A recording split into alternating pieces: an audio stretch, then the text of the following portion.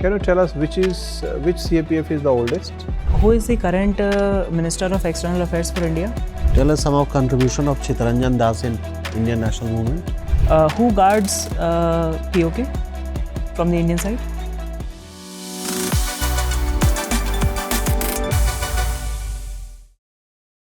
May I come in? Come in. Thank you. Good morning, sir. Good afternoon, sir. Good afternoon. Aritra, have your seat. Thank you, sir. From your form, I can gather that you have studied a very interesting subject, transport technology from Gati Shakti Vishwavidyalaya, Vadodara. Are you the first batch? No, sir. Actually, we are the third batch. Our institute got established in 2018 and I took admission in 2020. Why didn't you get a decent job? Sir, actually, I got placed in a company based on Gurgaon, but somewhere in the back of my mind, there was always this urge of joining the forces. I've also opted for NDA, and likewise, since I wanted to join the force, I wanted to have a better grip on overall performance in the recruitment process. So I chose to drop the idea of getting placed at that moment. So why did you spend so much time in graduating transport technology, 3 years? Sir, actually, the recruitment process itself mentions of having graduation as the basic minimum criteria. And apart from that, I also got to find out that the subject which I am pursuing as my graduation, it would also help me in various other dimensions as well, like transportation. You are coming from Purva Bardhaman, West Bengal. Yes, sir. It is seen that in West Bengal, large number of people from outside West Bengal are fighting elections. Either they have come last 20 years from Bangladesh, or two very prominent persons from Bihar are fighting election, Kirti Ajad and Shatrughan Sinha. Do you have lack of leadership in Bengal? Sir, actually, I don't see it as a lack of leadership.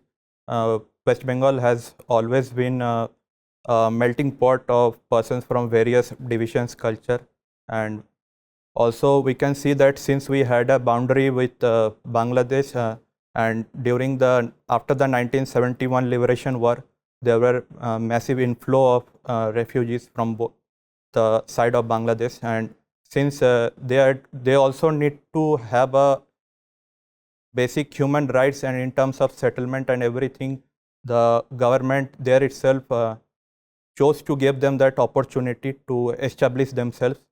And since then, they have also been a member of member of India, as well as they have been contributed wholeheartedly. And since they have been fulfilling all the criteria of being a citizen of India, so there are two prominent examples in history. One, Sardar Vallabhbhai Patel had made a promise to princely states of retaining their privileges and privy purse. Later government abolished that privy purse. So that was a kind of going back on promises made by the Home Minister and the Deputy Prime Minister. Second, we invited and welcomed people who came from East Pakistan during 69, 70, 71, 72 and let them settle down. They let them also acquire citizenship. Now we are bringing NRC. Don't you think this is again going back on promises made during that time? Sir, regarding the actions of Sardar Vallabhbhai Patel, I am not so sure about that. I am not aware about that at this moment. But regarding the NRC, I think, sir, it is a very ideal thought, but it's difficult to implement at national level. But if NRC comes, there would be a official document in terms of the citizenship, and like in recent times, we do not have any particular document which guarantees. It will provide administration a tool to harass people and to extract bribe from people. Sir, for that, obviously there persist loopholes in various systems, but for that we need to identify, analyze that, and regulate it as much as possible by various methods, both from the administration as well as from the legal angle. Okay. Now that you want to work in CAPF, can you tell us which CAPF is the oldest? Sir, CRPF, that is Central Reserve Police Force, is the oldest amongst the CAPF. And if we talk in overall sense, the Assam Rifles is the oldest. When was Assam Rifles raised? Sorry, sir, I'm not able to recall that date. How old this is? Sir, 130 to 40 years as of now, I can guess that. Okay. 1870 or 1880s it was established. Okay, never mind. Thank you. Aritra, what is your connection with Chittaranjan? Sir, my father is a railway servant. He works in the Chittaranjan Locomotive Works, and since he is a member of CLW, that is Chittaranjan Locomotive Works, so we are a resident of the town itself. Right. Can you tell us something very interesting about the railway station of Chittaranjan?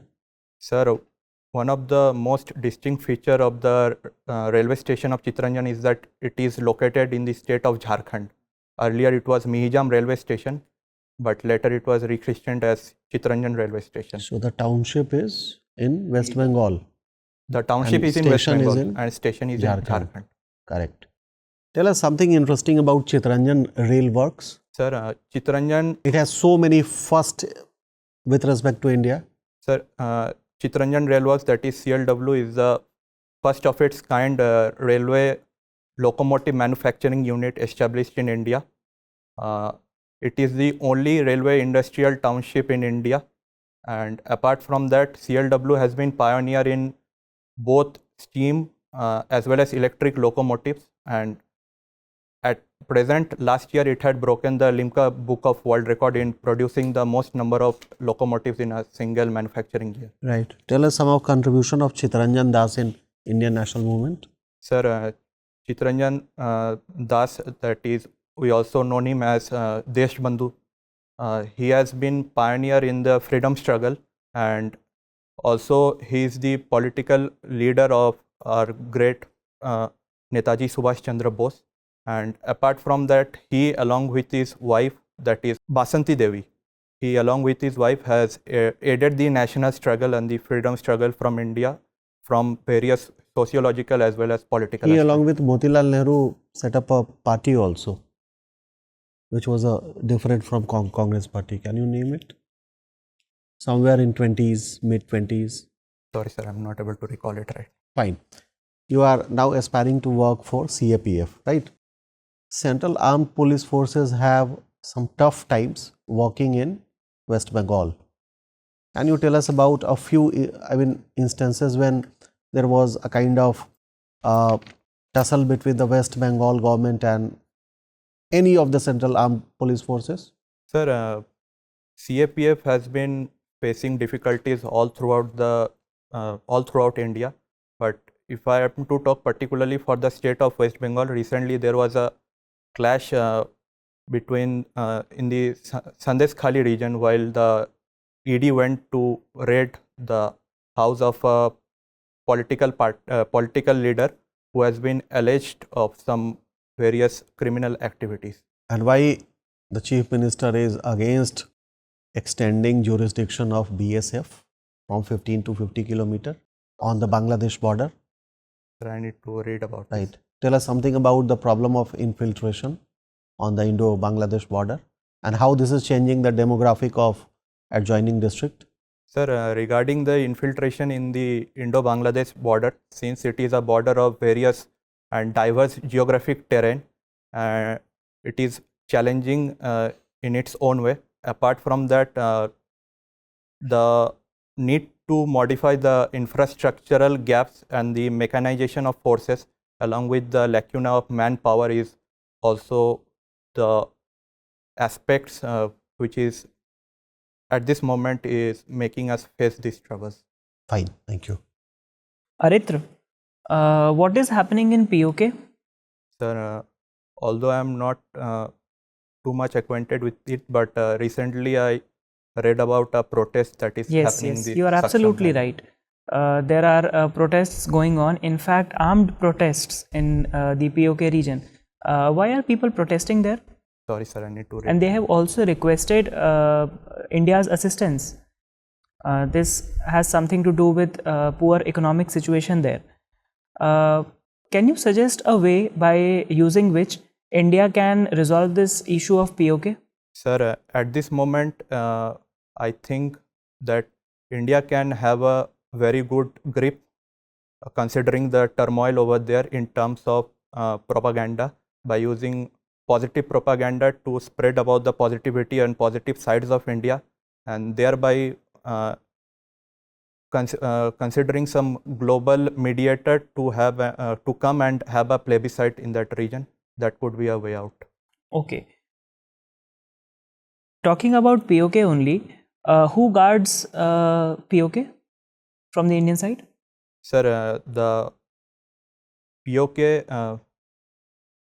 sir, I'm not sure, but I think Indian Army along with BSF is the. Okay, no problem.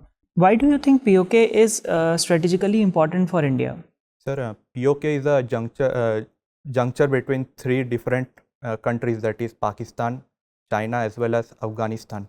And since considering the terrain over there, the Trans-Himalayas as well as the Himalayan region, it has its own strategic advantage, considering the fact that the elevation which it's being provided, and also the hideouts in the region due to varied vegetation and peaks. Who is the current Minister of External Affairs for India? Sir, it is Mr. S. Jaishankar. Okay. Our Honorable Minister has authored a book also, which is titled Why Bharat Matters. You are aiming to join the armed forces and obviously to the service of the nation.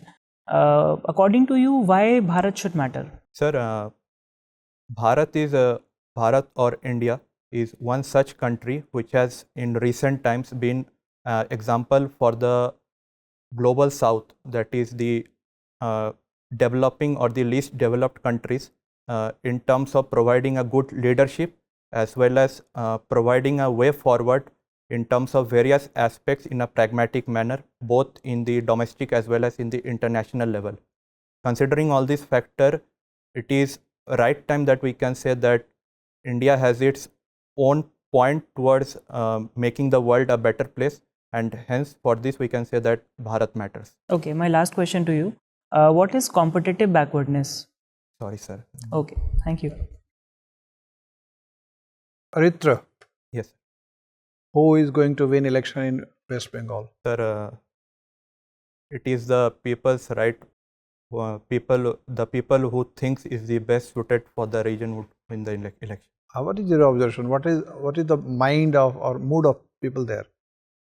They want to continue with the existing establishment, or they want change? Sir, the people are aware there. They are educated enough to make their own choices and consider their own consider and analyze their own happenings over there. And based on all this, I think ultimately it rests upon the decision of the people of the state to decide. In last few years, we have linked ourselves more and more closely to Israel and America, an American camp, in fact, and we have not been as close to European countries, Germany and Spain and Portugal, etc. European Union. We are for a very long period of time negotiating with European Union a free trade agreement, and we have not been able to make any headway there, because we are adamant on our viewpoint and they are adamant on their viewpoints. Do you think this kind of foreign policy direction, Americanized or America-centric foreign policy, is good for the long-term interest of India? Sir, as of now, at this moment, in my opinion, India is not that much USA-centric in terms of its foreign policy. India has been voicing its concerns and also the concerns of various nations in various forums of which she is a part. And regarding the policy which has been, as of now we are continuing, I think if we address it in a more, I would say in a more cooperative or in a more diplomatic manner, we would be able to solve all the lacunas, and we can. For example, for last few years, we are very cold in our relationship with Southeast Asian countries. The earlier regime in India had placed very huge importance to that trade and cultural exchange with Southeast Asian societies. It appears that it is a routine relationship is going on, of course, but there is lack of focus. Similarly, there is lack of focus with the neighboring countries, whether it is Sri Lanka or Bhutan. So most of them are drifting towards China. Sir, I need to read more about Okay. this. Nice talking to you, Aritra. Your interview is over. You may go now. Thank you. Thank you.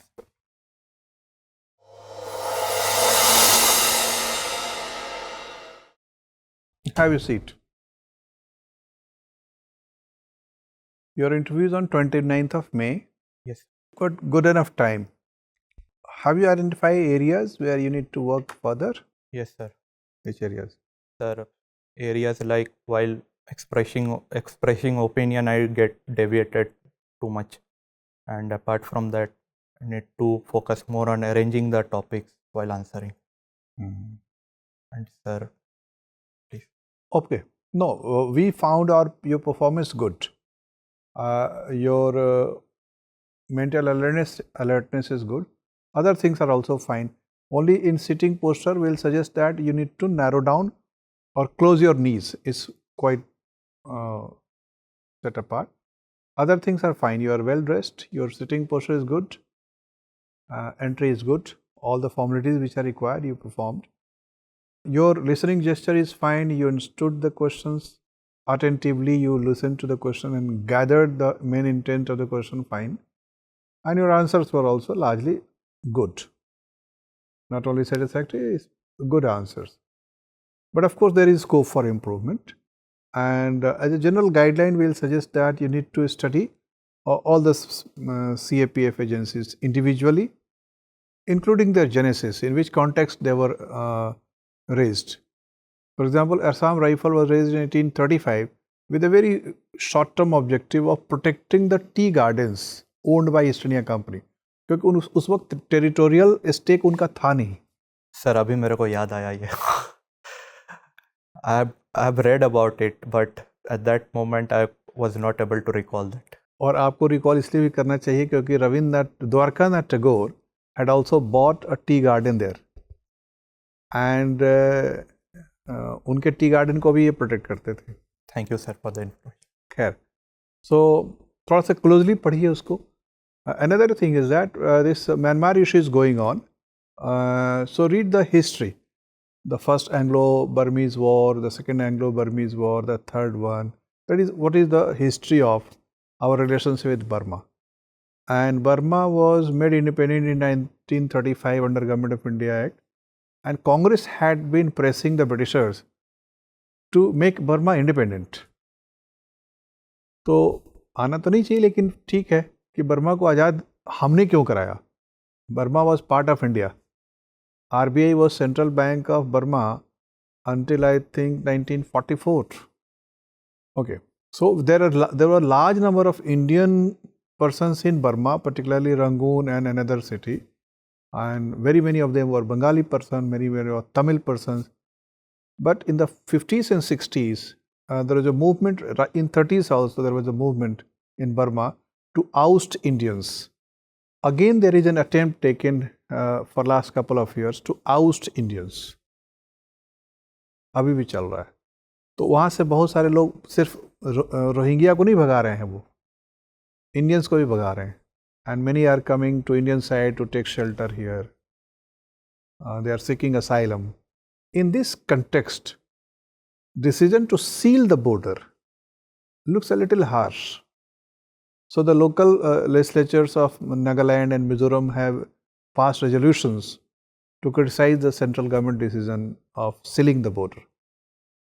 So because you are coming from West Bengal, they may, if they raise this question, Myanmar, they'll expect that you appreciate the whole issue in a broader, deeper context.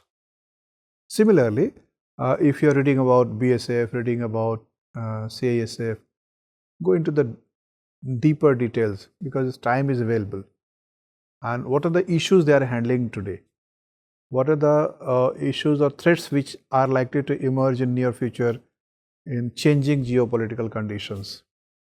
For example, as we suggested that Bhutan is under pressure, drifting towards China.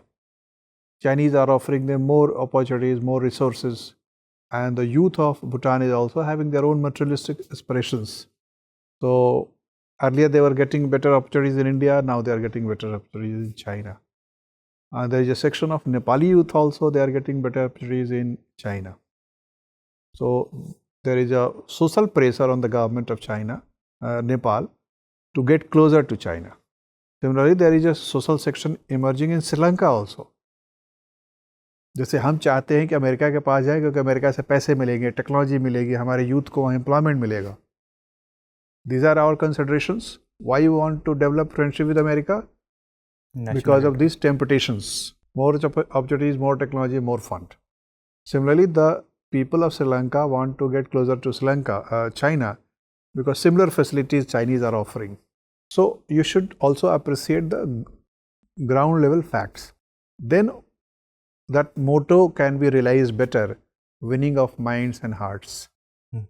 To be able to win the heart of people, you need to understand what kind of emotion the heart is filled with. And to win the mind, you need to understand what kind of ideas the mind is filled with. So read about this. But your performance overall is good. This kind of analysis you are capable of doing, so we are suggesting this. Okay. Other things are fine. If you have any specific question, you can ask. Sir, regarding answering opinion-based question. ठीक था, आपने balance maintain किया. हम लोगों ने आपको थोड़ा सा ट्रिक करने की कोशिश की कि आप थोड़ा सा लॉपसाइडेड दें, थोड़ा रेडिकल एक्सप्रेशन दें, but you withheld that opinion. That's fine, smart thinking. Sir, and I expression and facial expression, ठीक है, वो सब अच्छा है. सर, एंड वॉइस ज़्यादा कमांडिंग एंड डोमिनेटिंग उस टाइप का नहीं, वो बातचीत करने से समझ में आ जाता है कि this is your natural voice. Yes, it should not be offending tone. देखिए, एरोगेंट टोन आर्गुमेंट से बनता है, साउंड से नहीं बनता है.